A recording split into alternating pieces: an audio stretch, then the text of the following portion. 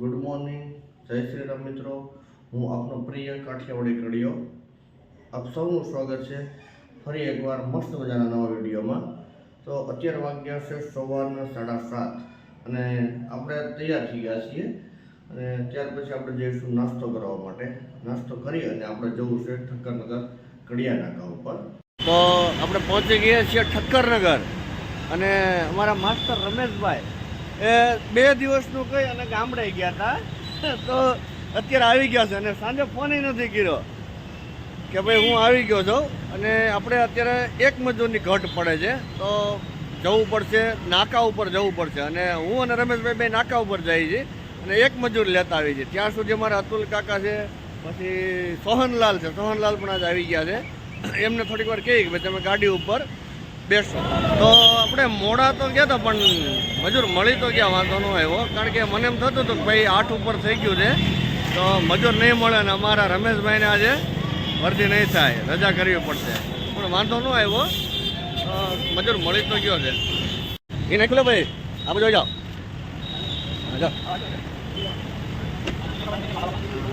લા ફટાફટ કામ કરવાનું છે. હાલો ચાલો ખલાસી સાહેબ, આજે હું દંડ કરવાનો છે તમને તેને. હે તો આપણે પહોંચી ગયા છીએ સુવાસ સાઇટ ઉપર. તો અહીંના માણસો મૂકી અને આપણે જવું છે અત્યારે રાજશીલામાં, કારણ કે ત્યાં લેન્ટરનું ફિટિંગ ચાલુ કરવાનું છે અને અમારા છે મિસ્ત્રી અને એમને હેલ્પર છે સોહનલાલ. સવારના 8:45 થયા છે અને અમે પહોંચી ગયા છીએ રાજશીલા સોસાયટીમાં. આજે અમારે લેન્ટરનું ફિટિંગ ચાલુ કરવું છે પણ થોડુંક લેટ થશે, કારણ કે સેન્ટિંગના પાટિયા છે, વાલ પ્લેટો છે, હજી અમારા ઘરેથી નીકળી અને ભરી અને નીકળ્યા છે કે ભાઈ તમારે કાલે સવારમાં ફેરો કરવાનો છે. એટલે પેડલો વાગે ભાઈ 7:30 વાગે અમે આવી જશું. પણ અત્યારે 8:30 વાગ્યા સુધી પેડલવાળો અમારી ઘરે આવવાનો હતો. તો અત્યારે ફાઇનલી ત્યાંથી સેન્ટિંગનો સામાન ભરાય અને હજી નીકળો છે. તો કમસે કમ 15 થી 20 મિનિટ જેવી વાર લાગશે સાઇટ ઉપર પહોંચતા, અને ત્યાર પછી કારીગરને લાઈન મળશે અને કામે ચડશે. તો ફાઇનલી પેડલવાળા કાકા આવી ગયા છે અને બધા સેન્ટિંગનો સામાન ઉપર ચડાવી છે અને હવે થોડી વારમાં લેન્ટરનું ફિટિંગ કામ ચાલુ કરીશું. આપણે જે રાજશીલામાં અત્યારે લેન્ટરનું ફિટિંગ ચાલુ કર્યું ને, ત્યાં ઘરેથી સામાન ભર્યો, એમાં ખાલી પાટિયા અને મોટો મોટો સામાન લઈ ગયા હતા. તો ત્યાં આપણે જરૂર હતી ખરેખર લાફા અને નાના લાફા લુફીની જરૂર હતી, પાટિયાના ડગડાની જરૂર હતી. તો એ વસ્તુ અમે નાખતા સવારમાં ભૂલી ગયા હોવ. તો પાછો ફરીને અમારે સુવાસ સોસાયટીની અંદર ધક્કો દ્યો, કારણ કે ત્યાં અમારી મોટી સાઈડ હાલે અને ત્યાં આખો ઢગલો પડ્યો હતો. તો હાજારામને અગાઉ ફોન કરી દીધો હતો કે હાજારામ તમે છે ને આ બધી વસ્તુ જે વસ્તુ આપણે જોઈએ છીએ તારવીને રાખજો, તો હું ઇકો લઈને આવું છું. તો ઇકોમાં ભરી અને ફટાફટ બધા ત્યાં કારીગરોને અંબાવી દઈશ. આવું નાનું પરચુરણ કામ હોય ને તો નાની નાની વસ્તુ ભૂલી જવાય છે અને એમાં બહુ સમય બગડી જાય છે. તો ફરી અને આપણે લાફાલુફી ગાડીમાં ભરી અને પહોંચી ગયા રાજશીલા સોસાયટીમાં. અને ત્યાં અમારા સોહનલાલ ગાડીને અનલોડિંગ કરે છે. મિત્રો ઘણી વખત કેવું હોય છે કે ભાઈ કોઈ પણ નાની નાની વસ્તુ લઈ જવાની હોય ત્યારે મોટા ફેરામાં આવે એવું ન હોય અને ભાડું પોસાય જેવું ન હોય, તો અત્યારે અમે અમારી ગાડી છે એમાં પાછળની સાઈડ સીટું છે જ નહીં. તો એ જગ્યાએ અમે થોડો ઘણો નાનો અમથો સામાન ભરી લઈએ છીએ, હળવો એવો. અને અહીંથી અહીં લાફાલુફી છે જે કરવાનું હોય તે અમે ફેરફાર કરી. વાગી ગયા છે સવારના 10 અને હું સાઈડ ઉપર બધા કારીગરોને મજૂરોને જે કંઈ માલ સામાન જોતો હતો એ બધો કમ્પ્લીટ ત્યાં પહોંચાડી અને ત્યાર પછી નીકળી ગયો હું ઘરે જવા માટે.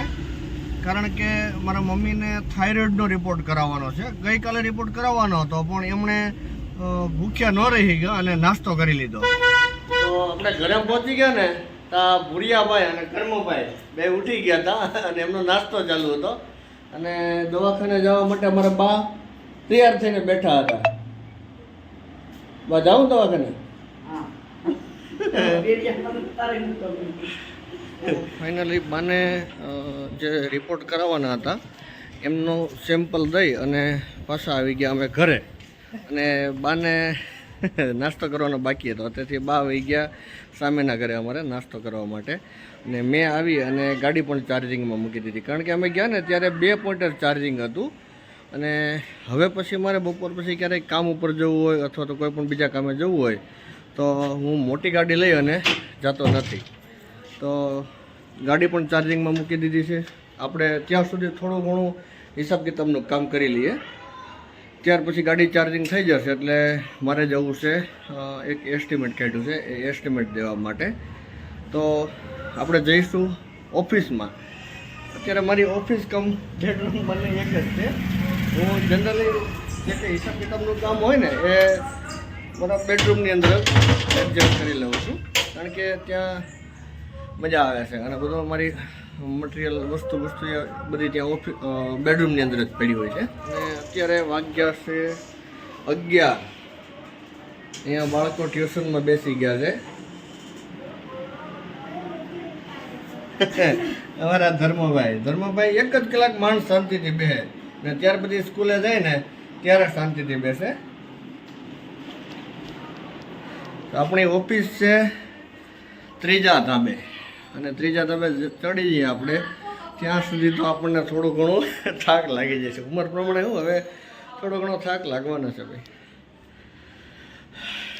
તો ચલો બેસી જઈએ આપણે હિસાબ કરવા માટે.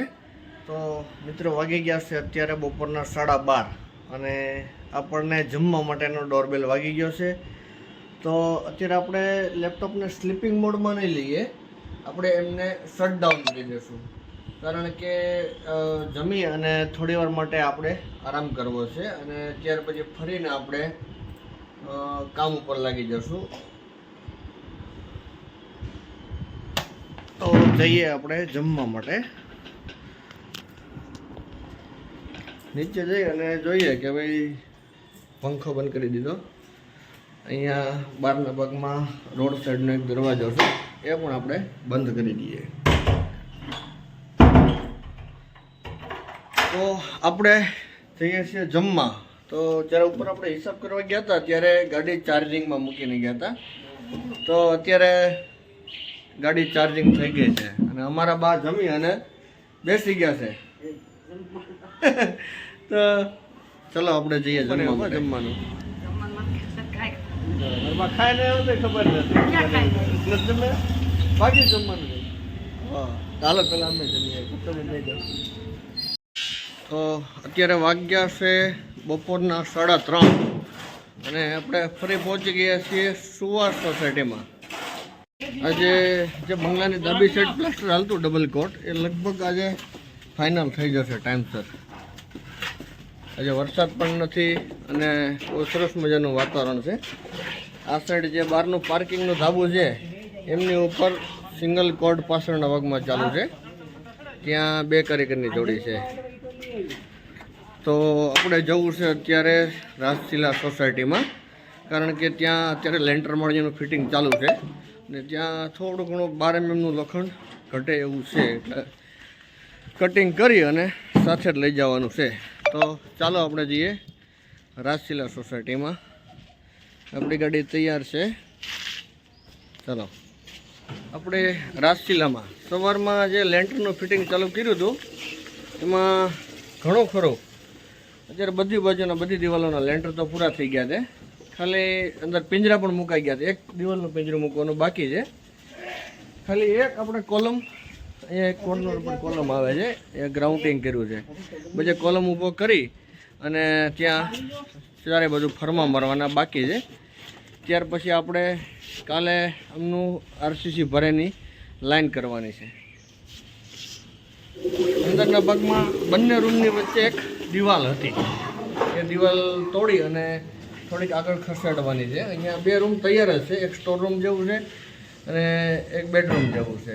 એની વચ્ચે એક દિવાલ હતી, પણ એ દિવાલ છે ને આ જે દરવાજો રહ્યો ને એની અધવચ્ચે બરોબર આવતી હતી, એટલે એ તોડી નાખી અને એ દિવાલ તોડી અને સાઈડમાં થોડીક ખસેડવાની છે. તો ગઈકાલે તોડફોડ કર્યું હતું, એનું કચરું અત્યારે પડ્યું છે, એ કચરું અત્યારે નીચે નાખવાનું છે. તો આપણે સાઈડ ઉપર તો આવ્યા, પણ ઘરેથી ફોન આવ્યો કે ભાઈ ઘરની ચાવી તમારી હારે રહી ગઈ છે, તો આપણે પાછું જવું પડશે ઘરે ઘરની ચાવી દેવા માટે. તો ચલો ચાવી દઈએ. છોકરા છૂટી ગયા છે સ્કૂલેથી અને છોકરાને નાસ્તો પણ કરવો છે. તો એ ઘરે રસોડું છે અમારું, ત્યાં એમની ચાવી મારી પાસે આવી. તો ફાઇનલી આપણે ચાવી ઘરે પહોંચાડી દીધી છે અને છેક રાજશીલામાંથી પાર્શ્વનાથથી મારે ચાવી દેવા માટે ઘરે ધક્કો થયો. ધક્કો તો ના કહેવાય, કારણ કે મારે ત્યાર પછી પાછું એસ્ટિમેટ દેવા માટે અશ્વમેઘ સોસાયટીમાં જવાનું હતું અને એ એસ્ટિમેટનું ફોર્મેટ મારા ઘરે લેપટોપની અંદર હતું. તો એ ફોર્મેટની PDF લઈ અને ત્યાર પછી હું અત્યારે અશ્વમેઘમાં મારે એસ્ટિમેટ દેવા માટે નીકળવું છે. આજે અમારા કૃષ્ણાબેનનું ફૂલકાંજળીનું વ્રત છે અને એ કે કાકા તમે ઘરની ચાવી લઈને વહી ગયા, અને એમને છે ને આમ તો દરરોજ ભૂખ તો બહુ લાગે છે અને આજે ફૂલકાંજળીનું વ્રત તો એમાંય પાછી થોડું ફરાળ કર્યું હતું બપોરે અને એમને ખાવું હતું. જો અત્યારે એનું મોઢું તો ચાલુ છે. હા, કહેવાનું ખાલી ફૂલકાંજળીનું વ્રત છે. મિત્રો અત્યારે વાગ્યા છે સાંજના 8:15 અને આપણે પહોંચી ગયા છીએ ઘરે. અત્યારે નાહી ધોઈ અને ફ્રેશ થઈ અને મેં કીધું અત્યારનું શૂટિંગ પતાવી લઈએ. તો એસ્ટિમેટ દઈ અશ્વમેઘમાં એસ્ટિમેટ દઈ અને જ્યારે હું રિટર્ન આવતો હતો ત્યારે આપણા બાના રિપોર્ટ માટે એમનું સેમ્પલ આપ્યું હતું. તો એ ત્યાંથી દવાખાનેથી ફોન આવી ગયો કે ભાઈ તમારા બાના રિપોર્ટ આવી ગયા છે. તો ત્યાંથી ફટાફટ બાને ઘરેથી લઈ અને ત્યાર પછી હું દવાખાને ગયો. દવાખાને જોયું અને ડૉક્ટરને મળ્યા. ત્યાર પછી ડૉક્ટરે કીધું કે ભાઈ બાના રિપોર્ટ બધા નોર્મલ છે. ખાલી જે થાઇરોઇડની જે ટીકડી હાલતી હતી એ પણ રિપોર્ટ નોર્મલ છે. તો પણ એમને જે થાઇરોઇડની ટીકડી છે એ અત્યારે અડધી ચાલુ રાખવાની છે. તો ત્યાર પછી ઘરે આવી અને બાને મૂકી અને ત્યાર પછી થોડું ઘણું ઘરની વસ્તુ લેવાની હતી એ ખરીદી કરી અને ત્યાર પછી ઘરે આવી નાહી ધોઈ ફ્રેશ થઈ અને અત્યારે હવે જવું છે જમવા માટે. તો આજના વર્કને અહીંયા આપણે વિરામ આપીશું અને ફરી મળીશું એક મસ્ત મજાના બ્લોગમાં આવતા વિડીયોમાં. ત્યાં સુધી આપના પ્રિય મિત્ર કાઠિયાવાડી કડીઓના જય શ્રી રામ, જય હિન્દ.